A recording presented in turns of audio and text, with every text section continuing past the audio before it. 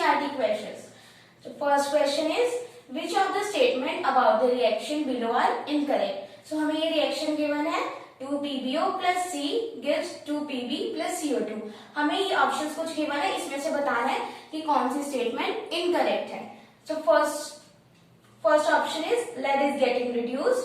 Second is carbon dioxide is getting oxidized. Third one is carbon is getting oxidized. Fourth one is lead oxide is getting reduced. So हमें ये भी options given है कि इनमें से हमें बताना है A, B, C और D इनमें से कौन सा इनकरेक्ट है. So हम पहले रिएक्शन को देखते हैं. That is 2PbO plus C gives 2Pb plus CO2. आप इसमें नोटिस कर सकते हैं कि लेड ऑक्साइड में से ऑक्सीजन रिमूव हो रहा है. इट मीन इसकी रिडक्शन हो रही है. नेक्स्ट इज कार्बन में ऑक्सीजन ऐड हो रहा है, इसकी ऑक्सीडेशन हो रही है. तो अब हम ऑप्शंस पे चलते हैं. So first option is lead is getting reduced. अब हम रिएक्शन में देखते हैं कि लेड ऑक्साइड रिड्यूस्ड हो रहा है, ना कि लेड हो रहा है. इट मीन ये ऑप्शन रॉन्ग है.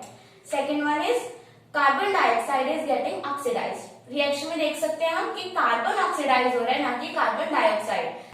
It mean this statement is also wrong. Third is carbon is getting oxidise. This option is correct क्योंकि कार्बन में ऑक्सीडेशन हो रही है, कार्बन में ऑक्सीजन ऐड हो रहा है. This option is correct. Next is lead oxide is getting reduced. ये भी ऑप्शन सही है क्योंकि लेड ऑक्साइड में से ऑक्सीजन रिमूव हो रहा है, तो इसकी रिडक्शन हो रही है. This option is also correct. तो हमें पूछा है इनकरेक्ट कौन सा है. That is A and B. So correct answer is A and B. So the second question is Fe2O3 plus 2Al gives Al2O3 plus 2Fe. The above reaction is an example of. तो हमें बताना है कि ये reaction कौन से reaction का example है. सो हमें गिवन है Fe2O3 plus 2Al gives Al2O3 plus 2Fe.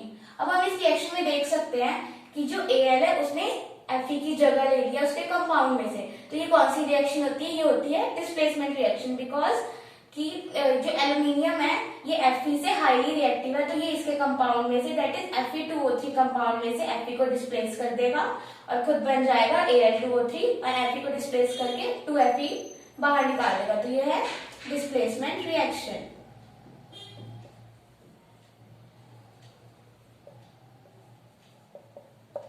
So the next question is, third one is, what happens when dilute hydrochloric acid is added to iron fillings? Iron filling means Fe. So हमें reaction बतानी है कि जब iron filings को हम hydrochloric acid के साथ react करेंगे तो क्या रिएक्शन आती है. तो हम लिखते हैं Fe plus HCl gives FeCl2 plus H2. Fe जो है वो Cl के साथ रिएक्ट करके बन जाएगा FeCl2 एंड H जो है बाहर निकल आएगा H2 की फॉर्म में. ये हमारा है third question. So the fourth question is balance the following equation. हमें ये कुछ इक्वेशन दी हुई हैं, हमें इन्हें बैलेंस करना है. तो हम स्टार्ट करते हैं. First one is HNO3 plus CaOH whole twice gives CaNO3 twice plus H2O. अब हम देखते हैं कि कितने नंबर ऑफ एटम्स है कौन से एलिमेंट के. फर्स्ट है H के नंबर ऑफ एटम्स यहाँ 1 है, यहाँ 2 है. इट मीन्स टोटल कितने हुए 3. N के देखते हैं, N के हैं 1.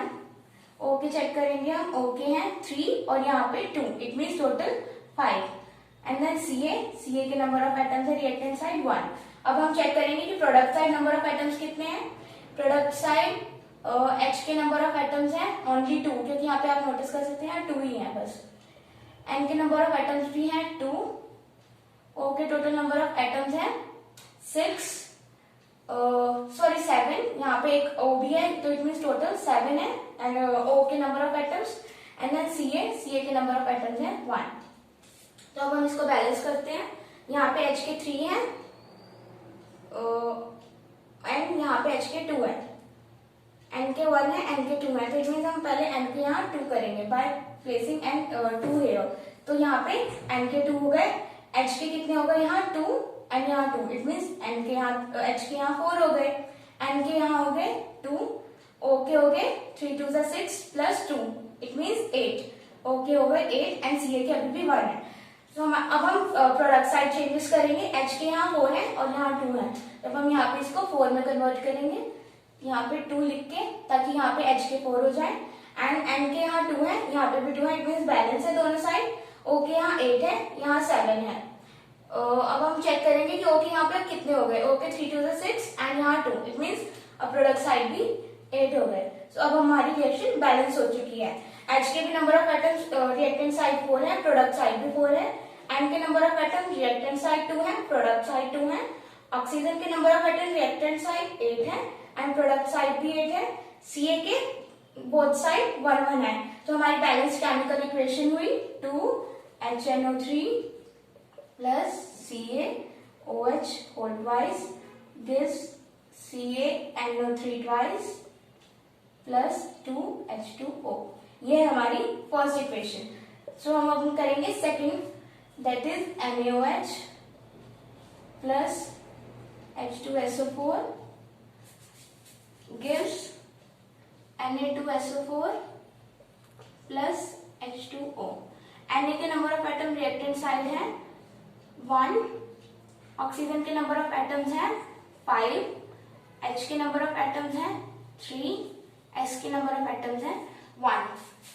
प्रोडक्ट साइड Na के नंबर ऑफ एटम्स है 2, O के नंबर ऑफ एटम्स है 4 and 1 5, H के नंबर ऑफ एटम्स है 2 एंड S के नंबर ऑफ एटम्स है 1। तो अब हम इसको बैलेंस करते हैं। Na के इधर 1 है, इधर 2 है, तो इधर हम 2 प्लेस करेंगे, यहाँ 2 करके। तो अब ऑक्सीजन के रिएक्टेंट साइड हो गए 4 and 2, दैट इज 6। ऑक्सीजन के सॉरी हाइड्रोजन के हो गए 2 and 2, दैट इज 4। अब हम प्रोडक्ट साइड भी इसको सेम करेंगे। सो Na की इधर 2 है, रिएक्टेंट साइड भी 2 है, इट मीन्स बैलेंस है। ऑक्सीजन की रिएक्टेंट साइड 6 है, प्रोडक्ट साइड भी हम इसको 6 करेंगे। एंड हाइड्रोजन के 4 है रिएक्टेंट साइड, हम प्रोडक्ट साइड भी 4 करेंगे, यहाँ 2 प्लेस करके।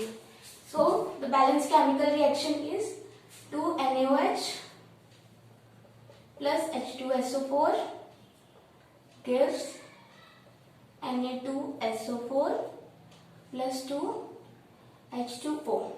So the rest of the question, that is C and D, you have to do it by yourself. And if you find any difficulty, do check my part 1 video on chemical reactions and equations. Link is in the description box. And if you find any problem, you can comment me in the comment box. So the fifth question is, write balanced chemical equation and identify the type of reaction. So first is KBr plus BaI2 gives Ki plus BaBr2। इस reaction को हमें balance करना है and balance करने के बाद हमें बताना है कि रिएक्शन का टाइप कौन सा है। तो पहले हम इसको बैलेंस करते हैं।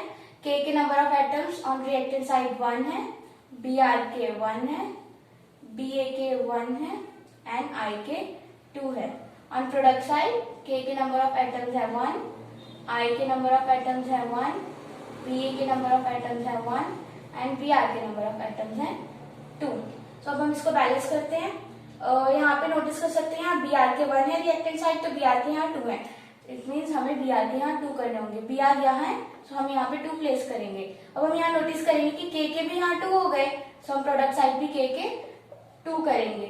K कहाँ है, यहाँ पे हम 2 प्लेस कर देंगे।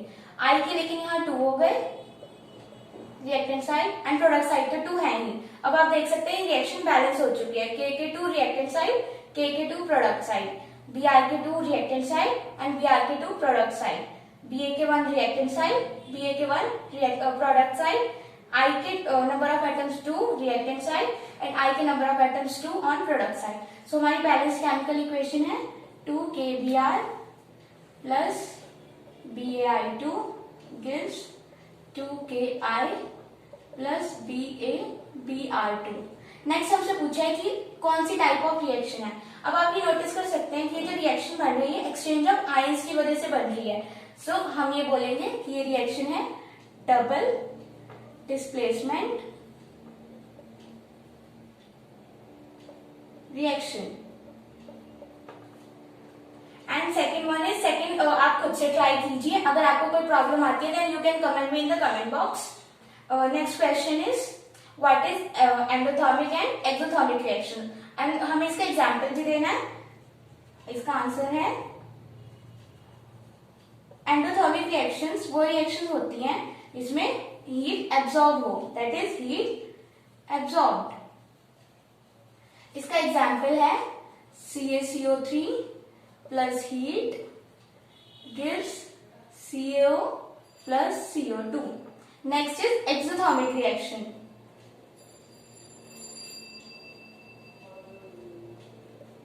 एक्सोथर्मिक रिएक्शंस वो होती हैं जिसमें हीट रिलीज हो, it means heat released. For example C plus O2 gives CO2 plus heat. This reaction is exothermic. So seventh question is, why is respiration considered as an exothermic reaction? कि हम respiration को exothermic reaction क्यों बोलते हैं? So इसका answer है कि जो हम फूड खाते हैं, that is food जो हम खाते हैं that contains carbohydrates, और ड्यूरिंग डाइजेशन ये carbohydrate simpler particles that is glucose में कन्वर्ट हो जाते हैं।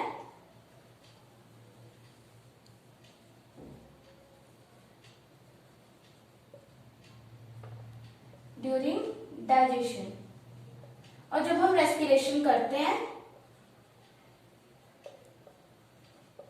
तो यही ग्लूकोज ऑक्सीजन के साथ कंबाइन करके एनर्जी रिलीज करता है। ड्यूरिंग रेस्पिरेशन इसमें एनर्जी रिलीज हो रही है, दैट्स व्हाई हम इसको बोलते हैं एक्सोथर्मिक रिएक्शन। इसके एक रिएक्शन है, इंपॉर्टेंट रिएक्शन है, that is C6H12O6 plus 6O2 plus 6H2O gives 6CO2 plus 12H2O plus energy. This is an important reaction and इसमें एनर्जी रिलीज हो रही है, दैट्स व्हाई हम इसको बोलते हैं exothermic reaction, that is respiration is an exothermic reaction. So eighth question is, why do we apply paint on iron articles? कि हम आयरन आर्टिकल्स के ऊपर पेंट क्यों अप्लाई करते हैं? जो आयरन आर्टिकल्स होते हैं वो जब एयर एंड मॉइस्चर के कॉन्टेक्ट में आते हैं तो उनकी रस्टिंग हो जाती है, इट मीन्स इनके ऊपर एक रेडिश ब्राउन कलर की कोटिंग आ जाती है, ये कोरोड होने लगते हैं। तो इसी कोरोजन को बचाने के लिए हम आयरन आर्टिकल्स के ऊपर पेंट अप्लाई करते हैं ताकि air and moisture iron articles के ऊपर अटैक ना कर पाए और इनकी कोरोजन होने से बच जाए, that's why we apply paint on iron articles. Next question is, oil and fat containing food items are flushed with nitrogen, why? कि oil and food containing food items को हम नाइट्रोजन के साथ फ्लश क्यों करते हैं? तो इसका आंसर है कि oil and food containing food items होते हैं वो ऑक्सीजन के साथ, ऑयल एंड फैट कंटेनिंग जो फूड आइटम्स हैं वो ऑक्सीजन के साथ रिएक्ट करके इनकी ऑक्सीडेशन हो जाती है, जिसकी वजह से इनमें से bad taste and bad smell आने लगती है, दैट मीन्स इनकी रेंसिडिटी हो जाती है। इसी रेंसिडिटी को प्रोटेक्ट करने के लिए हम food containing oil and fat containing food items को नाइट्रोजन के साथ फ्लश करते हैं। नाइट्रोजन के साथ फ्लश करने से जो ऑक्सीजन की इनके साथ रिएक्शन हो रही है वो नहीं हो पाती। ये जो रिएक्शन होती है जिसकी वजह से बैड टेस्ट एंड स्मेल आता है, ये रिएक्शन नहीं हो पाती नाइट्रोजन को ऐड करने की वजह से, मीन्स इनका कट ऑफ हो जाता है ऑक्सीजन के साथ और उनमें से bad taste and bad smell नहीं आती, दैट इज उनकी डेंसिटी नहीं हो पाती। If you like my video, do hit the like button and subscribe the channel.